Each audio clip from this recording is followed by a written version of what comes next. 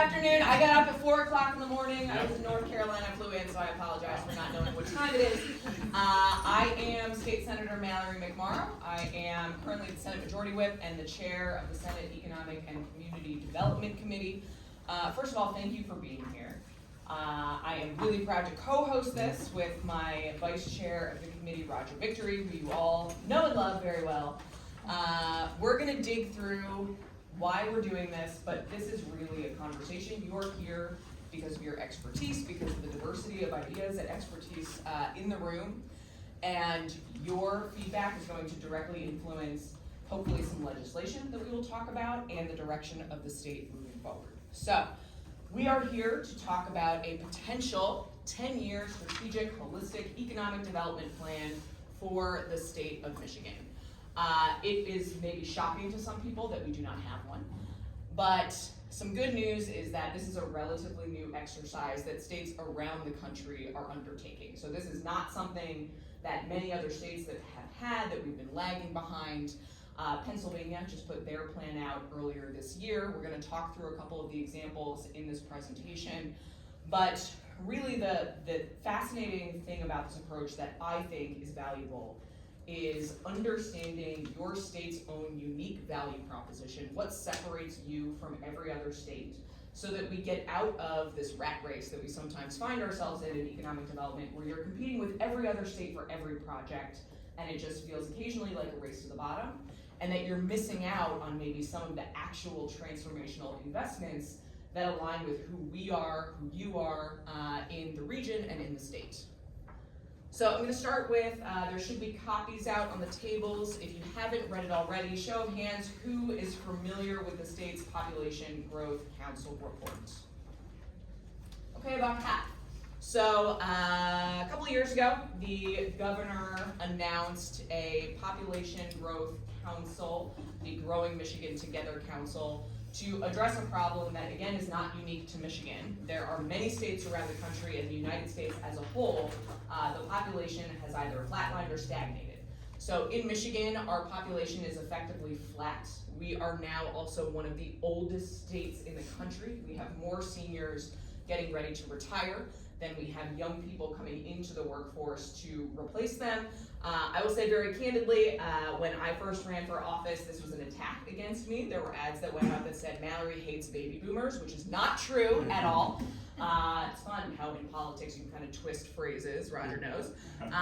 But this is really about how do we ensure that we have a healthy workforce coming into the pipeline, because if our seniors want to retire with dignity, in the housing they want, with the support services they want, with the infrastructure they want, we need to ensure that we have younger, qualified workers coming into our key industries to come in to take their place. So this is really about attracting and retaining more young people in the state.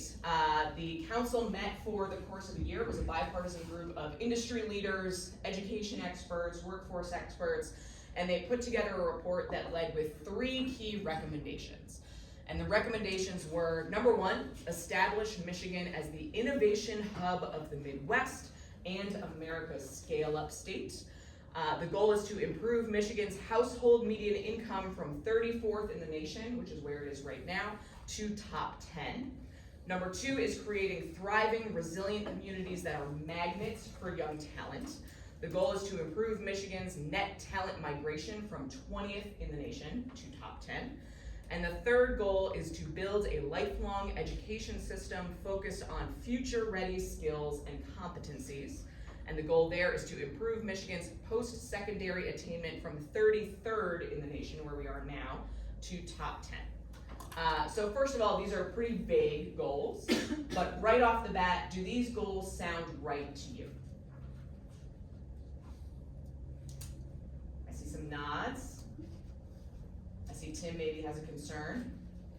Well, I think they're fine, but they're pretty general. I mean, I'd be interested in knowing, I think you need to talk about, the state has limited resources. Okay, improving a lifelong educational system, that's great. So let's have the best education system in the world. Let's double K-12 spending. Let's double the subsidies to community college. Let's double the university funding. Let's have universal preschool, universal childcare. Okay. You got to at some point figure out which programs have the highest bang for the buck within that. and what you can afford given the tax base of the state. Similarly, like say we want to be an innovation hub. We want every place in the state to be an innovation hub, every rural county is going to be an innovation hub. Where, you know, example, if I were listing things, I would say what strikes me in Michigan, University of Michigan is great, but Michigan State in that whole area, for whatever reason, doesn't seem to get quite the tech attention. If I were the state, I'd be talking about trying to figure out how to make the Michigan State area more of a tech hub than it currently is. What were the other things in here? You know, in general, improving the quality of, you know, who can disagree with improving the quality of amenities? That's great. I mean, I think the key issue there, frankly, is one of Michigan's advantages now is relatively low housing prices, but the only reason they're low here is because we have no population growth. If we had as much population growth as San Diego or San Francisco, we would have a San Francisco housing price problem because we have the same kind of zoning and housing code issues they do. So I think you need to focus in with each of these areas. What can you actually do to affect these things? Well, that's a great segue, and I'll keep us moving because my theory, and I hope you all agree, is these are all good goals. And I think some people may have viewed the Population Council report and said, well, that's great, what does it actually mean? So what we hope to do through this process is figure out okay, well, how do we get there? I think if we all agree that the Population Council report pointed out some key areas of weakness and also some pretty broad goals, the phase 2 answers the question of, well, how do you actually enact that and what does success look like? Which is what we are trying to get to with developing Michigan's 10-year economic development strategy. Yeah, the one thing, sorry, Mallory. Oh, not at all. The one thing I would add is you can see the framing of the state there. That framing is all water.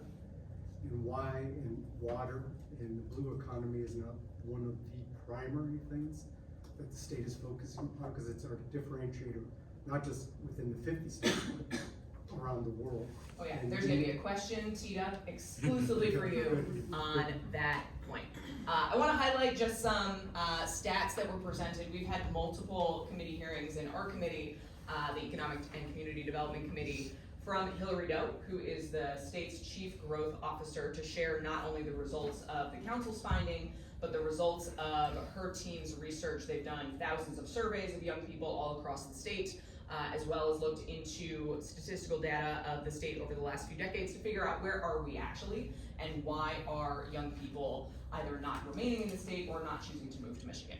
So they found something interesting. They put this graph together that shows that as our population share has stagnated or declined, so too has our median income, which is not something that I think most people would find directly correlated, but we see it pretty directly correlated over time, that as we have stopped growing, the share of prosperity that our residents are feeling has declined as well.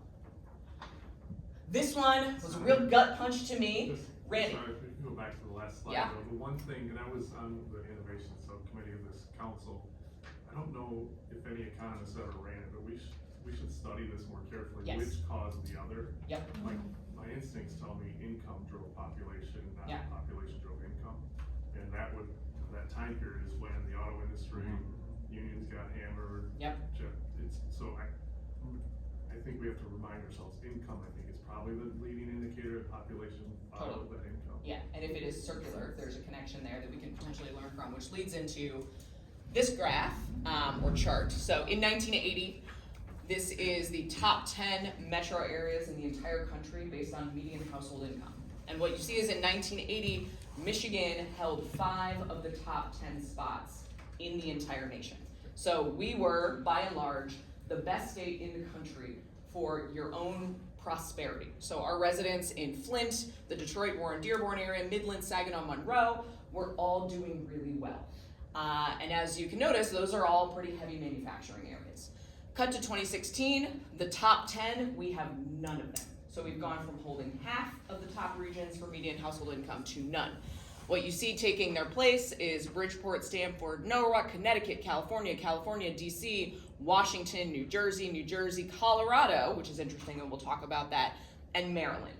So we've seen this shift that some of you may be aware of from manufacturing to the knowledge economy, and as we have tried to hold on to our stake in manufacturing, maybe at the expense of some of this innovation, we have fallen behind in terms of how well our residents are doing, which may, to Randy's point, lead to why some people are leaving or not staying in the state.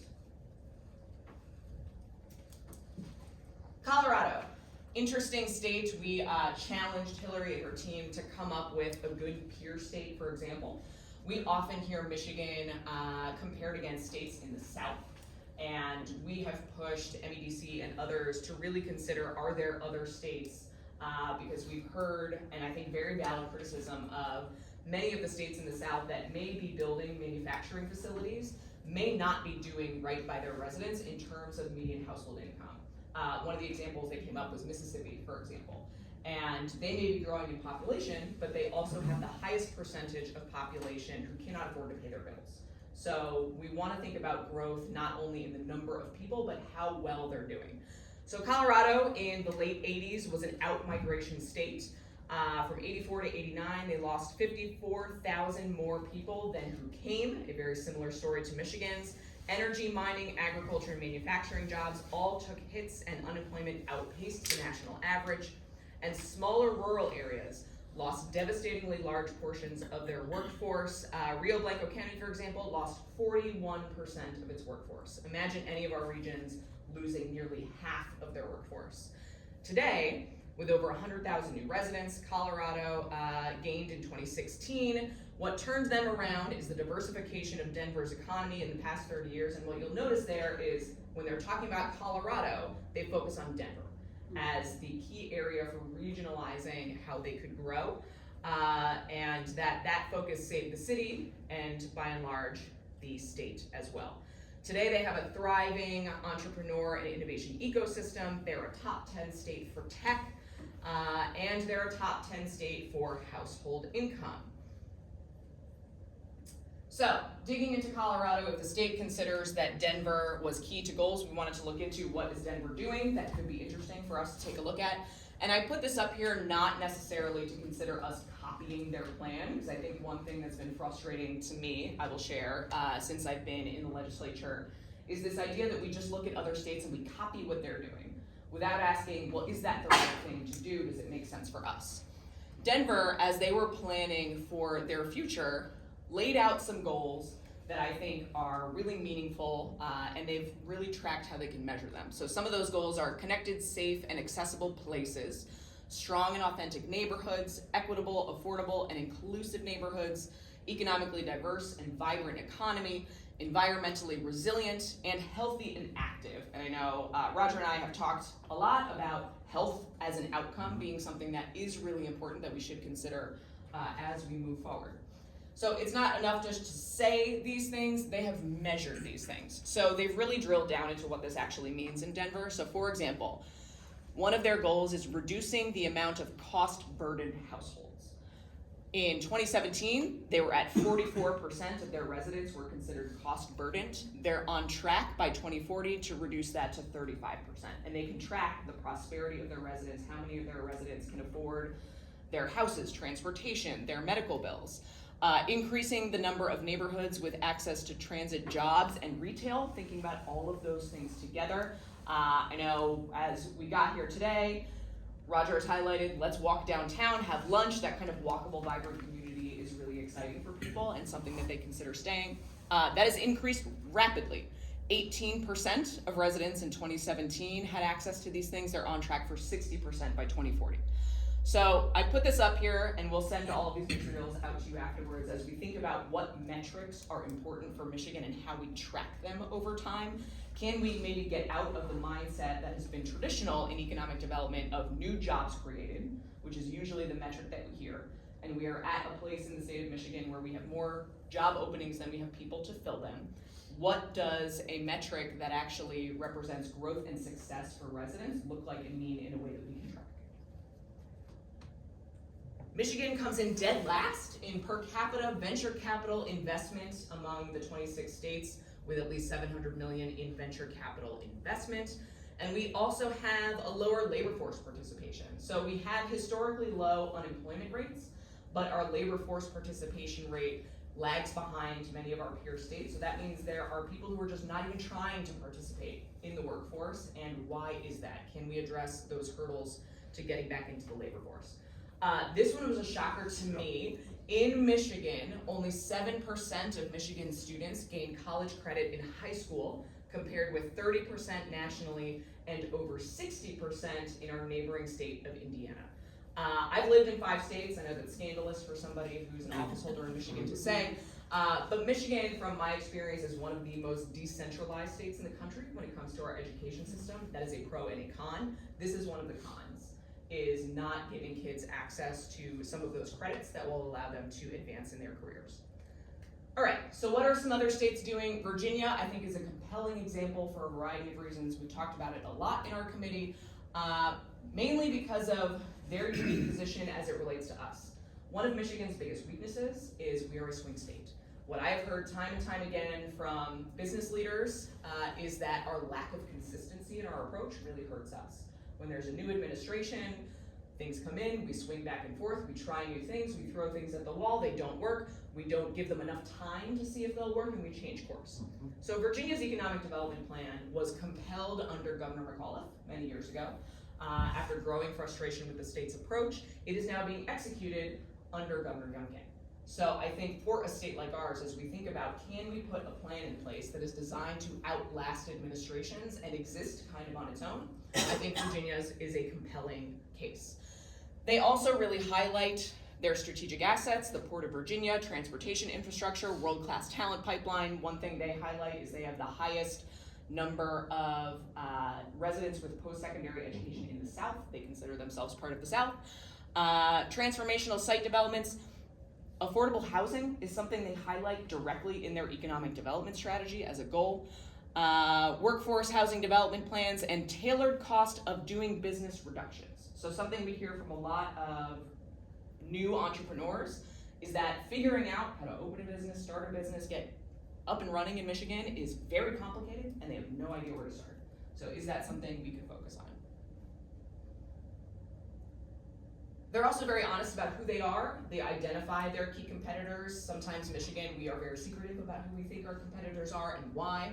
And they also are honest about kind of some of the areas they're lagging behind. And I think that's really important to understand with no blinders on who we are, where we are right now, and where we want to get to. Massachusetts, I think, is an interesting plan because they've broken down their state into regions, which we have here in Michigan, but according to MEDC, there are 21 different prosperity regions in the state of Michigan. Is that too many?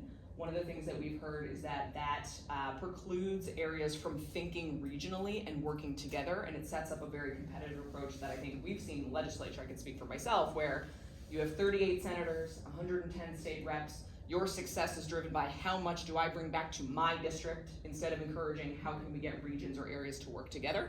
So that's something that I thought was really interesting, and they also center prosperity-based metrics. So we're gonna jump into the conversation. Did I do it in less than 30 minutes this time? Yes, I did. Fantastic. You did All right. very well. Roger, is there anything you want to add about why we're doing this, why we're doing this together? Well, one is I give the chair credit because she's traveling throughout the state of Michigan, and this is something I had advocated. Seems like economic development, we continue to focus on the same, aspects in the last 30 years, and we've been leaving a lot of our state behind. Like I look at our northern areas, our rural community, and so I know that Senator McMorrow, you were up in the Traverse City area, so encompassing that area. So sometimes we, economic development, Southeast Michigan, it seems that's the focus point. And we gotta flip the script on that there. We have diversity in the state of Michigan, and we need to seek out that diversity in the region and of the geographic areas and bring that into a formula for the next 10 years. So I can say very candidly, and this being with the full asterisk of sometimes best laid plans in the legislature don't go to plan. But I think our hope is that we would introduce legislation by the end of this year to compel the creation of a 10-year strategy. And then by the end of the following year, that plan would be created, hopefully with a key stakeholder from each of our state departments participating in building this plan, that the legislature would then approve. We've very intentionally been doing this on a bipartisan basis. When I went up to Traverse City, we hosted this with Senator John DeMoose, then went down to the Detroit area where I was joined by Stephanie Chang, Jason Hoskins, who's my counterpart in the House, and then here with Roger, because I fundamentally believe, and I think we share in this, that this should not be a partisan issue. We should build a plan that does outlive administrations. So with that in mind, what does economic development mean to you? I would say, I mean, from our organization, means this generation and the next one to live and work in our community. And so working towards that, but also it's not a one-size-fits-all approach for the state of Michigan. So our strategy in Region 4, West Michigan might be very different than Southeastern Michigan's strategy. So empowering those regions to lead and build on their assets. So I think that's a good kind of segue into my opening question was, if those three goals, if we're kind of aligned around those, question for the room, and you can agree or disagree. Do you think it makes sense to align around those goals and then give each region some flexibility to develop a regionalized plan that helps you get there in a way that may be different than Southeast Michigan or Northern Michigan or Mid-Michigan? I guess my question would be, how do you define region? So if it's all these small little MSAs or however they're set up, Yeah. that's not I think that's too micro. Yeah. It needs to be more regional, like West Michigan up to the bridge in central Michigan and the UP, and be something that's more, has more macro Right. tendencies than a bunch of little small, regions fighting with each other over different grants and support that they can get. Yeah, I think that's a great point. And we're starting to see multiple other states reduce the number of regions. Ohio now I think has 3 key regions that are centered around educational institutions, medical institutions, and then they build from there in a very regional approach. Randy? So Senator, I think to the definition of economic development, I think population growth combined with income growth for the citizens, I think that's the ultimate metric. I would caution, I think you showed the Denver Right plan, I think that was the name of it. And when I worked in Denver before coming back, I think we have to remind ourselves where they're at with that plan. We're more like, today, we're more like Denver and Colorado in 1980s. Right. Not where so it took a while for them to get to that level of sophistication. Back then, they had to make some very difficult choices, and it's a story they tell often. It's sort of they're ingrained in the community. The state kind of made a conscious choice to double down investments into Denver, Right. Colorado Springs, and then a little bit later Fort Collins, and really recognized Pueblo wasn't gonna grow, Gunnison wasn't gonna grow, Eastern Plains weren't gonna grow. They really doubled down investment in their area to grow those core areas faster, to boost the tax base that then they can go figure out how to solve for the problems further out. Yeah. What I saw in the Population Growth Council exercise, Michigan's unwillingness or inability to say for the next 10, 15 years, we're gonna double down. So in that time, Denver, massive increase to their airport, public transit, redo their Main Street, the 16th Street Mall. Incredible investments in Colorado Springs that were those place-making things that drew the talent that then drew the companies. And we have the benefit, I think, of Michigan being a much bigger state than Colorado started out with. So we actually have resources. We gotta make choices to Tim's point, but we're starting, if we just step back, we're sort of, we're the incumbent, if you will. We have to be willing to let go of some of the things in the past and go reach forward and not be Blockbuster, be more like Netflix. And I think sometimes when we hold on to, with that death grip on what we had, we've missed out. We've missed out on a lot of the next wave of the auto industry because we're trying to hold on to what's been here, and we've lost the technology piece. So let's not lose sight of that original or the origin story of the Colorado Renaissance is when they said, Federico Pena and the governor at the time said, we're gonna double down in Denver, double down in Colorado Springs, and go from there. No, Which is yeah. a tough political Yeah, choice to I'm make. glad you brought that up, and one thing that I wanna just add to that, and then we'll keep going is, that's been something that I've been struggling with as a legislator, is how we have this conversation, because there is every district, every city, every region has to get a piece, and it feels like it has to be an equal piece. However, it doesn't feel like we as a state have flinched when there are large individual economic development projects that get an outsized dollar amount investment that are centrally located in one place.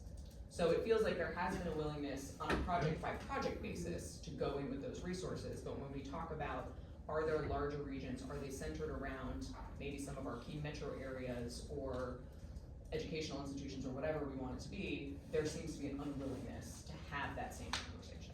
I got one last point, and then I'll shut up, because I'll be exceeding my quota. But, you know, I think that it is an economic development, it's lifestyle. And it's, you know, why do people live in West Michigan? It's because of lifestyle. I can make more money in Chicago or Boston than I can here.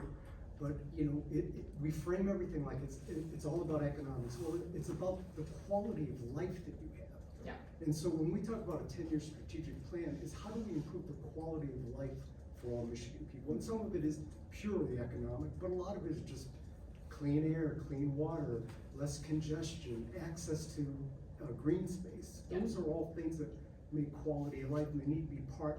It's not just the economics of it. Right.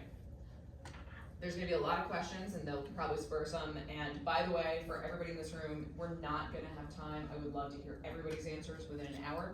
We're gonna follow up with a survey that will have all of these questions and ask you to go home, think about them, process and respond, and in my office, Meredith, my legislative director, is here in the corner. You've gotten emails from her. We're gonna put a full report together from all 3 of these roundtables. So if you don't get a chance to speak today, don't worry, we will harass you until we get your answers. All right, next up, we touched on this a little bit and have started to bubble up in the conversation. What are the unique strengths of Michigan that we should focus on in the 10-year strategic plan? Yeah.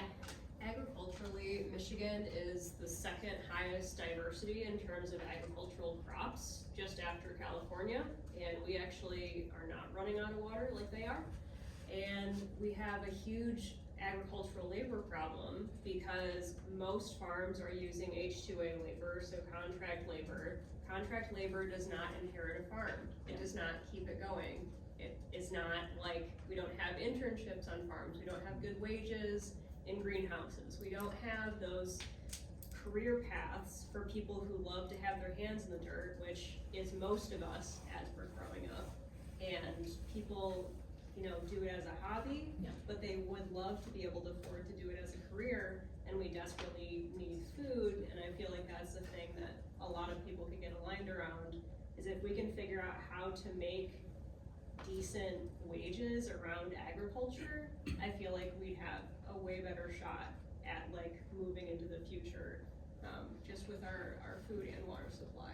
That's great. Roger, I know you think about this a lot. Is there anything you wanna add on that? I well said right there. You gotta learn to keep them out. Does everyone know Roger owns his own farm? He has an operating farm right now too, Yeah. so you're No, harvesting. firsthand, Yeah. and I could accumulate a conversation and go on for the next hour, and I'll know better than I'm listening today and doing a little less talking. Tim, I'm sorry, man. I would say manufacturing, amenities, University of Michigan, Michigan State. All right, anybody else? Unique assets statewide. Well, I mean, fresh water. Fresh water, Yeah. absolutely. I would say the number of colleges and universities we have, Yeah. the volume of college students we have per capita relative to other states is quite high. We can import talent, we just have to look at keeping. Other states, Colorado doesn't have the same number of college students per Right. capita that we do. Say pure geography, it's gonna get warmer everywhere, Yep. and, we're gonna be a hotspot for that migration as temperature rise, so. Yeah. Absolutely. Just, Bill, flip the script, because we always talk about Michigan, our cold winters. No, change the narrative, our welcoming summers. Hey, And I love that, branding. Good branding. It's all 4 seasons. it is, yeah. I think it's actually a strength. Oh, I agree. If you wanna say younger generation wants outdoor green space, they also want all 4 seasons. Activities.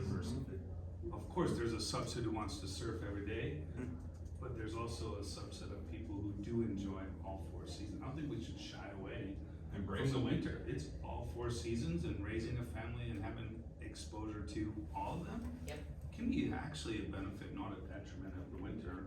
You're here. Spring and fall are magical times, right? Yeah. You wanna be outside, why? To see 70, 80 degrees every day on the ocean, or do you wanna see changes and different things? And I think it's a strength. Yeah. To have all 4 seasons, actually. I totally agree. It's just an aside. I don't want to talk too much, but I lived in Southern California for 6 years. I was an intern at Mazda and trying to be in the car design industry. It was weird the first winter that I was Christmas shopping and it was 78 degrees. Boring. Very off-putting, very boring. I don't recommend it. And then I think that some of the other strengths of Michigan is, I think, between agriculture and manufacturing, I don't know that you, if from a statewide strategic plan, if you don't even generically take a step back and we make things. Yeah. Maybe we make people who make things, right?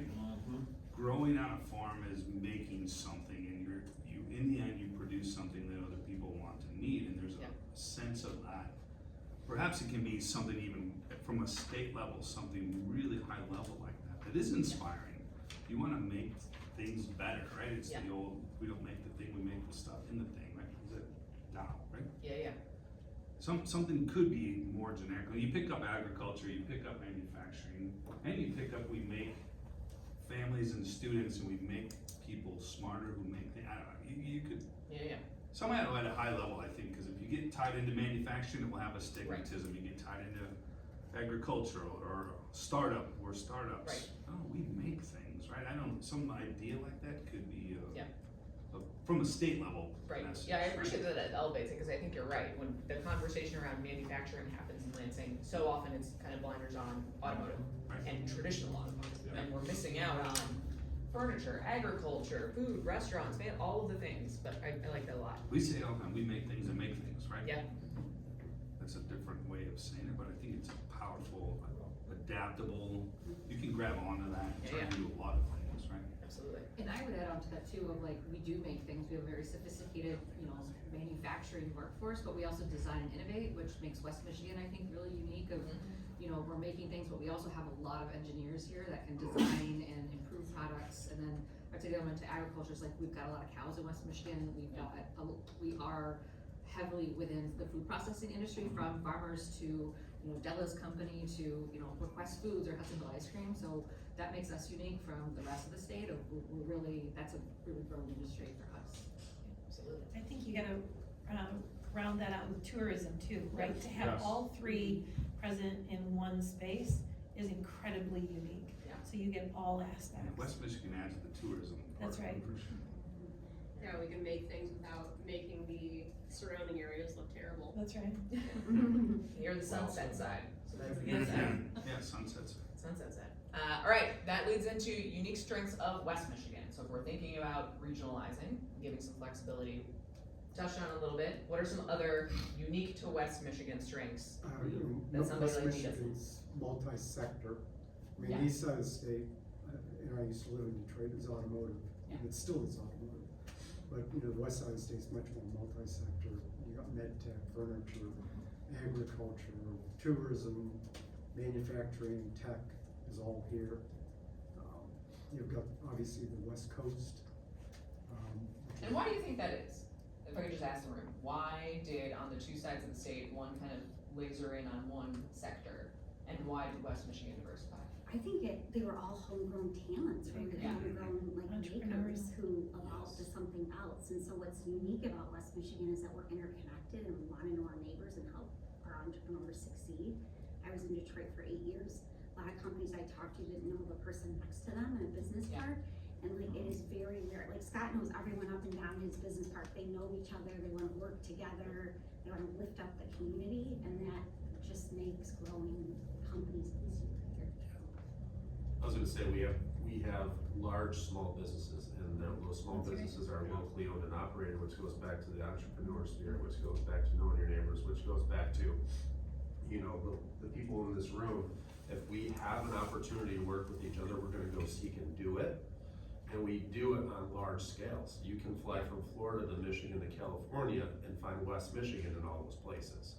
So that's a huge strength. I mean, talk about attracting talent. You can work for, this guy whose family's owned a business for this long, but Yeah. you're impacting California, you're impacting someplace else. I mean, that was gonna be my one comment. So I come out of the philanthropic sector, and what I say all the time is the core of our philanthropic sources is locally family-owned businesses. It's people who've grown up businesses here, that stay here, that wanna stay here and invest back in the community. And I think that's one of the things that really separates us. But I think we have to keep in mind the history. I mean, we had 6 or 7 auto companies start up in Grand Rapids. Yeah. I don't know if Holland had one, but had one of them become Ford Motor Company, we would look just like the southeast side. Ours just happened to flop early, didn't get purchased. And so we struggled for a long time. We were not on that top 10 list of income markets. And so, you know, it wasn't some master plan that we kept this family and homegrown culture. It was, we swung and missed. Survival. Yeah. Survival, Yeah. we had to. Yeah, we're survivalists. And so, but only in the last 50 years. In 1980, we were the same size as Flint. Yeah. Kent County and Genesee County were the exact same size. And we've grown 50%, they've plateaued. So some of it's just historical timing too. So I have kind of an offshoot question for that, because when we had, MEDC present in front of the committee at the beginning of the term last year, you know, we're seeing all these major investments in these major projects, and then they said, we also support small business to the tune of $65 million, compared to billions of dollars for some of the larger scale, more traditional projects. That feels like a drop in the bucket and not an even spread. So is that a fair assessment? Yes. And where's the balance, you know, as you're thinking about the small business owners who wanna become medium-sized businesses, who wanna grow, what supports do they need? Is it just financial? Is it services? Is it infrastructure? What is it? I really like what you said about venture capital. I mean, our capital space is struggling, but we really don't have a lot of early capital, angel side. Yeah. So encouraging more of those high net worth individuals to invest through tax credits and others. We are, entrepreneurship is an afterthought from the NBC. It's all about attraction, going externally, and that is really the quickest way we can grow, is doubling down on startups and early stage capital. Well, and the motivations of the venture capitalists too, because a lot of venture capitalists will just wanna pump money into a startup so that it can get acquired and then move somewhere else. So that kind of friendly capital that wants that startup to grow roots and expand in place instead of just doubling and ditching. In a lot of things I've written on economic development, I've argued that Grand Rapids is the most successful manufacturing-oriented city in the United States. And then since I'm from Kalamazoo, I should mention, talking about Southwest Michigan, I've said for years, if you ever had true high-speed rail to Chicago, Kalamazoo will become a suburb of Chicago. And perhaps with remote work, you don't need the rail to be that high speed. You actually could imagine large parts of Southwest Michigan essentially becoming a suburb of Chicago if you manage that properly. I was gonna offer that as a strength of West Michigan, is we have Detroit and Chicago both. Yeah. And it allows us to be a little bit of whatever you wanna be and service both, instead of being, even like Denver, even Denver and Colorado City are the same city. Right. They're right there, 45 minutes Yeah. apart. We have two big cities and we're in the middle. And it enables us to play that game, so yeah, better transport of course, but I think recognizing that we are in a nice spot. All right, thank you for teeing up my next question. You're great at this. So my next question is, what are the metrics that we should be using to measure success and progress in a strategic plan? Should it include median income, access to transit, etc.? And thinking through Randy's very thoughtful question about not jumping too far ahead of where we actually are. So what would you like to see as metrics for success? 20% of my management team has come from Chicago, and one thing that you don't have up there is safety, security. Neighborhoods that they, spent 25 years in are not the same.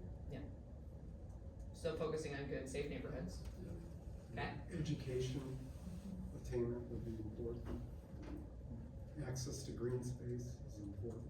Again, I go back to my earlier point, it needs to be about quality of life, lifestyle, along with economic growth.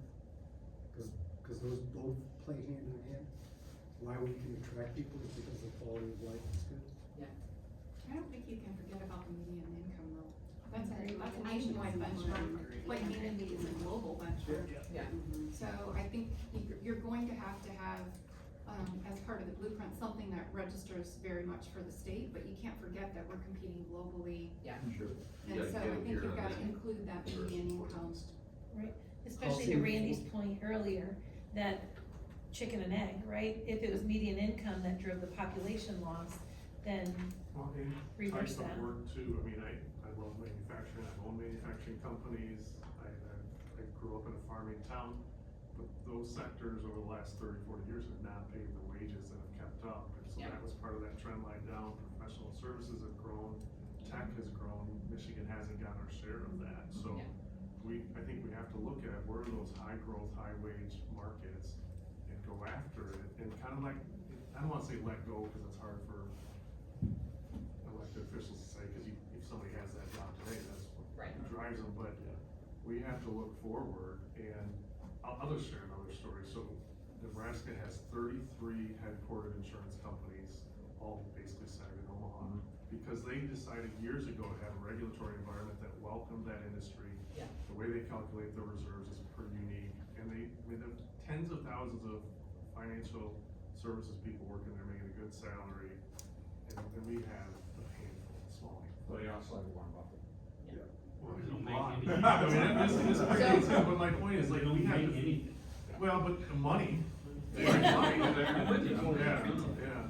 So there's a question in that, cause something that really stood out to me about Virginia's plan in particular is that there is a specific focus in their economic development strategy on attracting headquarters, which I think is a very different value proposition. You know, I talk ad nauseum about Amazon HQ too. People though, like 25 to 34-year-olds, because Right. they don't always work or employed by someone here, so Yeah. why are we not looking at that migration of young professionals, not so Yeah. much? And on- realistically, we're not gonna see headquarters relocate to Right. Michigan in my career. We're just not there. They're looking for a set of demographic growth that we're That not we gonna don't have. That's right. That's why Jennifer's point on early stage, when you say small business, I think it has to be high growth, high potential Yeah. businesses. The coffee shops, the downtown stuff, that depends on population and income Right. growth. We need to get sort of that Israel startup nation kind of going. So that was something, Doug Song came before our committee once and said something that's really stuck with me ever since, that Michigan as a state is really good at knowing what we've done and what we've built. We have a very hard time imagining what we're going to create next, because it's risky, right? I mean, does that resonate with people in the room? And how, in your world and your work, do you suppose we overcome that issue? When we keep, every time there's a downturn or a challenge, it feels like we revert back to, we've just gotta retain one more of these projects in the space that we've traditionally had them. And that's because we're comfortable with that. Because we're comfortable. We got pushed Well, ourselves we out know. of the comfortable zone. Well, that's because we're still dependent on the automotive industry, which is cyclical. A couple of things, I'd add, housing affordability is key because, the most expensive thing you have in most families is the house. Yeah. I think average commute times is also kind of Yeah. a lifestyle, thing that would be interesting to add. So there's an interesting rub between median income, which I think is very important, and cost of living. Right now, Michigan, all things considered, is one of the most affordable states to live in nationwide, but we're not seeing that attract population. Hillary and her team did surveys, like I said, with thousands of young people, and I think there's a willingness for young people to pay more, to locate in places that have walkable downtowns, a density of the types of jobs in a career that they're looking for, because I'm an elder millennial. Anybody my generation and younger does not expect career longevity, so if you're gonna have a new job every 2 to 5 years, you wanna know that there's density. Does that peg, and how do we square those things? If we do have affordable cost of living, but we're not attracting those people, do we have to focus more on median income? I feel like you can have all of those things, you can afford the things, you can have a walkable downtown, you can have a high income, and you can still hate your job. Yeah. I think job satisfaction is really important and it's overlooked a lot, because it's a lot harder to find a job you love than to find another job that pays well. Yeah. Especially when you're thinking about locating out of the state. So I feel like focusing on how to manage things so that people can love their jobs and love the companies where they're at. Cause if you're not happy, the stuff you make is gonna be kinda crummy. Yeah.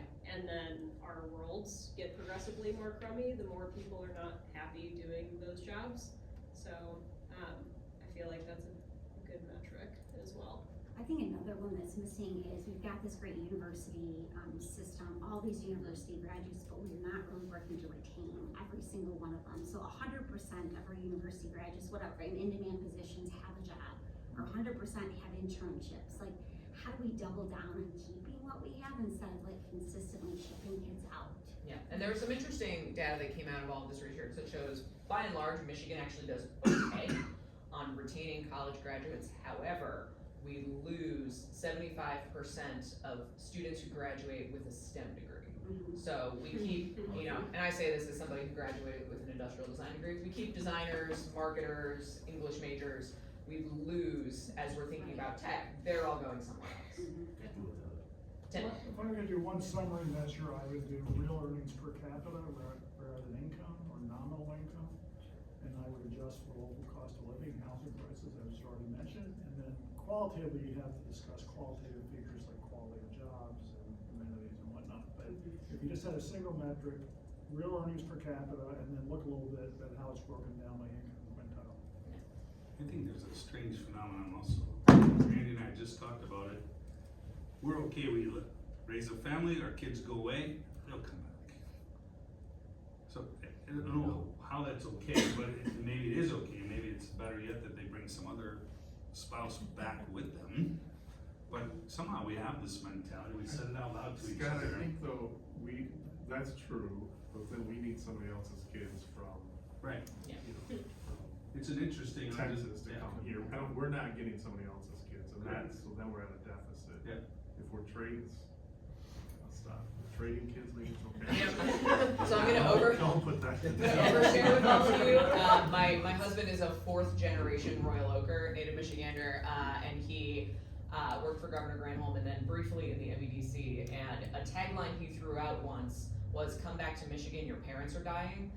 And there's a reason he's not the one who ran for office, because I don't think he Well, let's not put that in the the sentiment text. is there. No, but I think the overall median income versus cost of living would be the better measurement, because we recruit people from out of state also, and we don't put the same offer on the table. Right. But we have our way of talking them through why this is as good or better than. Yep. The top line of income is not necessarily the best measure. Yeah. It's gotta be some ratio versus real cost of living and some Yeah, other yeah. stuff, right? I mean, that comes with an education challenge though, doesn't it? Because I feel like even though we have relatively low cost of living, a lot of residents don't feel like it's affordable. So is that a challenge that you face in your work? If you're offering a lower salary, but it's a much lower cost of living, how is that communication getting out to prospective employees when they get an offer in California and it's $300,000, but they can't afford a house? And that's where I think with Michigan, it's like the best kept secret. So I'm a transplant, and Yeah. I'm from Seattle. My husband and I were down in Nashville for several years, and when we were looking to move, it's like, are we gonna do Seattle or Michigan? And I'm like, why would we ever go to Michigan? Like, you know. Yeah, But then we started to look at that cost of living. Like, we could buy 3 times the house, and then to Dana's point, like the commute, I was like, we're driving 7 miles in an hour both ways to work, and now I drive, 75 miles an hour to work. So it's communicating, and I can't remember who said it, but communicating to spouses as well, and that might be that I sweet don't spot. think it's that like- difficult. Yeah, People are that's pretty good. well educated. There are, of course, some class of workers who look at one line item, Yeah, but generally, people are more educated, and if they're gonna stay long-term, if they're just gonna bounce between jobs in their first 10 years of their career, Yeah. it's top line, no doubt, right? But then once you settle in and you try to make life good decisions, it's not a difficult education. All right, this is our last question, then we'll open it up for any final thoughts if anybody has one.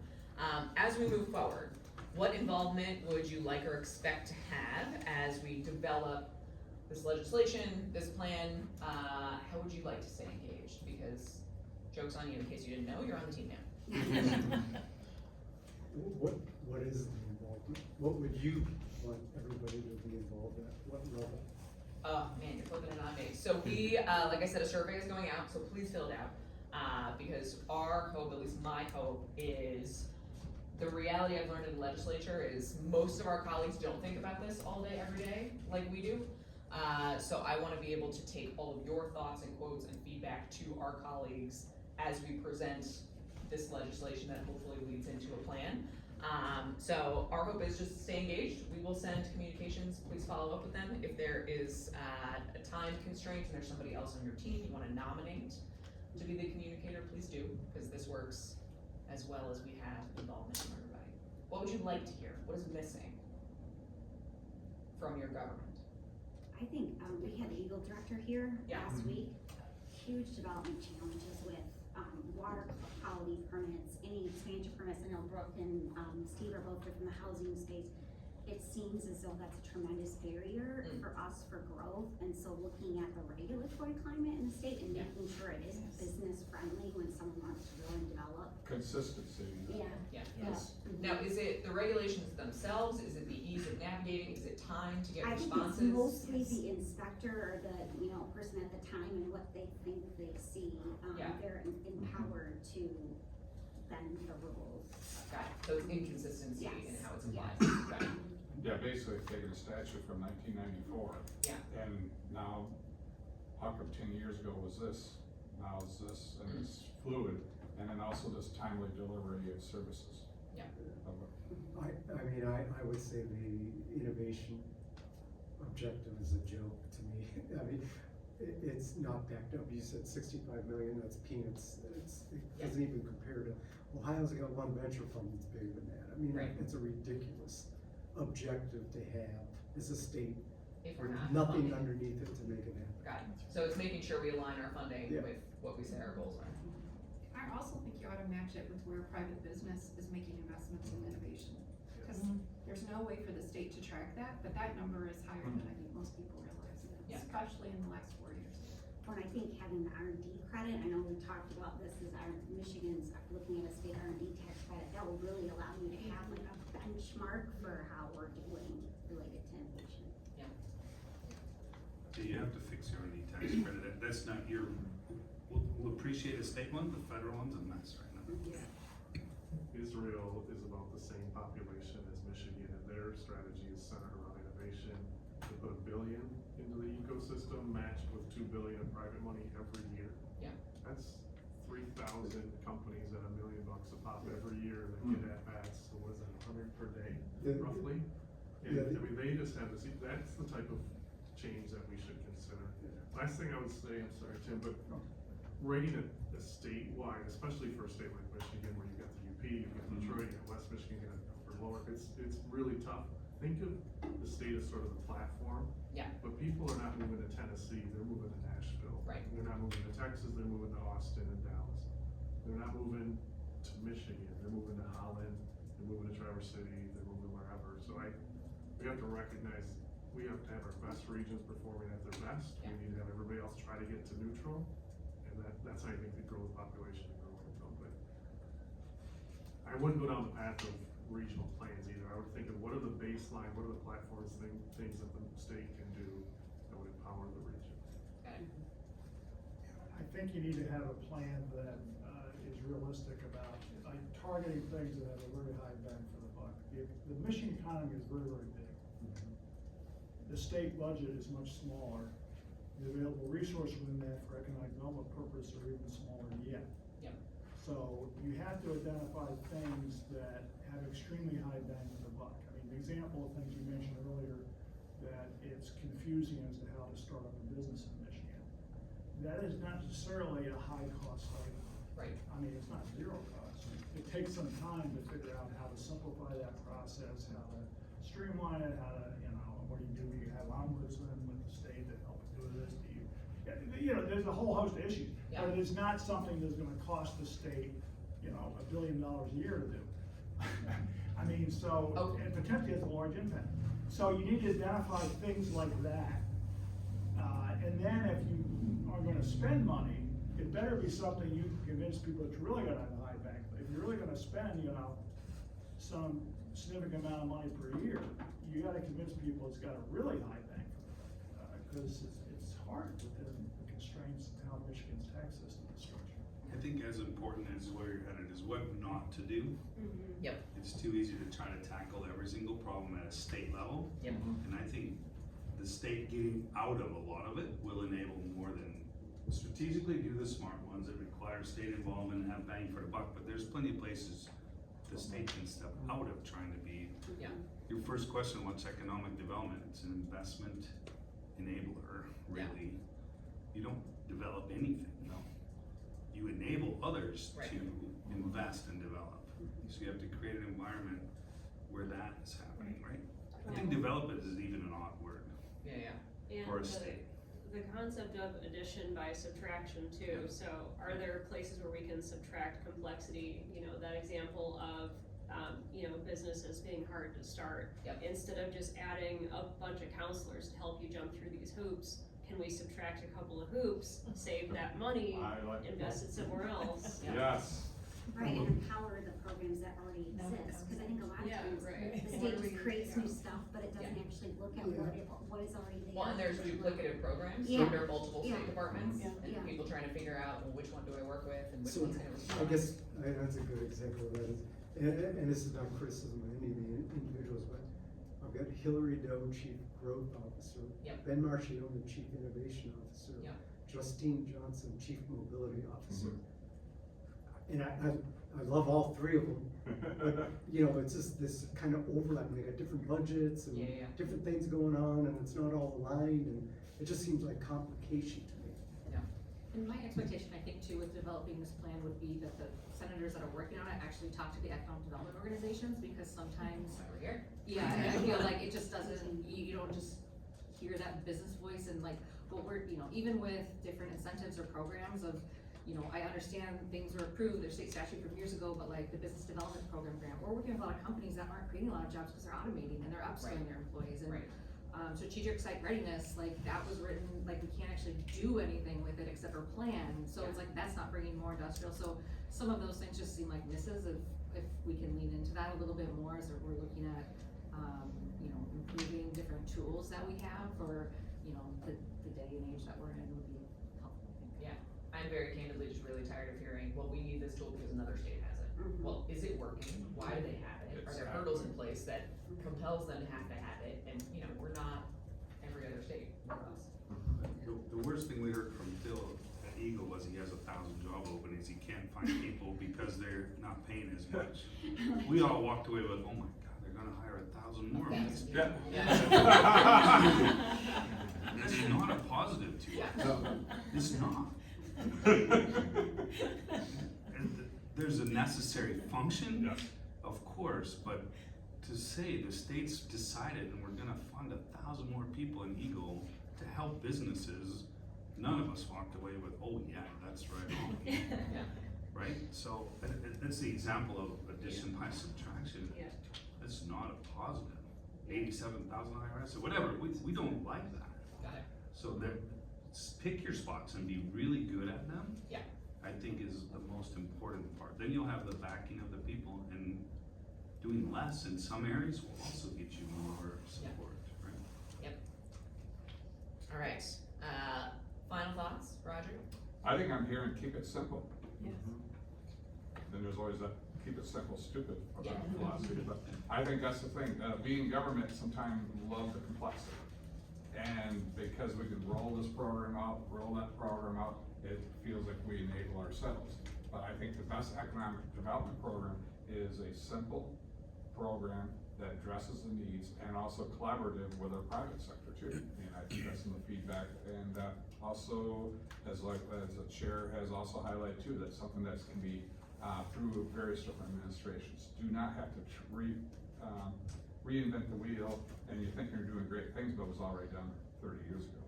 And just, be smart about it, observe what's happening, and also keep the ears open and listen. And I like to make sure that we continue to get feedback from you and seeing what's successful, what's not. Both, sometimes we hear what's not working, and we react to that, but also let us know what is working. And that way we can emulate that going forward. And I think we've been making some great progress here in West Michigan. I think one of my advocates' strong point was placemaking, making sure we got infrastructure. I think one of the classic issues was the Coopersville pipeline, and that was not just in my Senate district, it was a collaborative Senate district's regional process and opening up the state to more of that processing in the agricultural sector, we should highlight it. But I think looking at things that have been successful, work in that direction. And also one of my proudest moments, the vote when I was in the House, was voting for the grand bargain in Detroit. Because I took criticism on that. how, as a state representative from Hudsonville, Michigan, you're advocating for Detroit? Well, I tell you what, the answer was when we had that opening for Central Station in Detroit, and what we've been seeing in Detroit, and I go down into Detroit and see economic revival in that area, kind of highlighting there. That's our growth. We're growing here, they're growing in Detroit, and now I sit in Lansing and I don't see, oh, Detroit needs us more money for this, oh, Detroit needs more money for that. Because we were able to work and elevate that through some basic formats, and was, that grand bargain was an economic development program. And look at 10 years later, where it's at. So, that's a very simple process.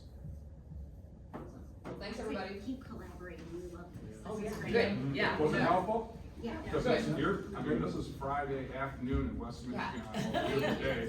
I'm surprised your participation. Full room, thank you Sunshine's on so out. much for sharing your time, your input, your voices. Seriously, it means a lot to this entire process.